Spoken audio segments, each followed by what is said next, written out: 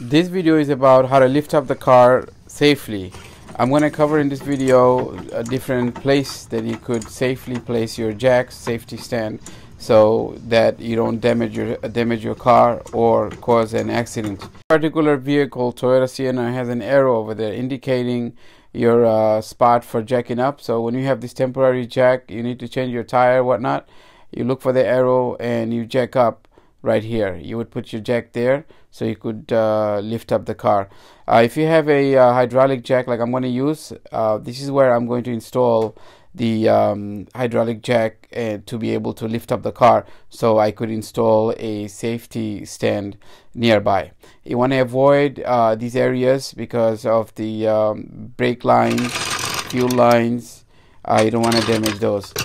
So once you have your jack in place, make sure you're not lifting up anywhere else other than those areas that I pointed out earlier.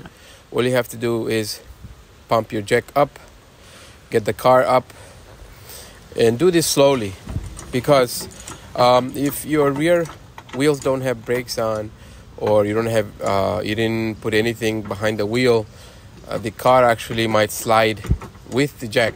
Remember, your jack has 4 wheels. If you are not in a level ground, the car will shift a bit. It might actually fall off the jack if you are in an incline.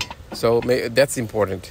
Then you just pull up the jack, the safety stand. Quick wiggle to see if it's actually making contact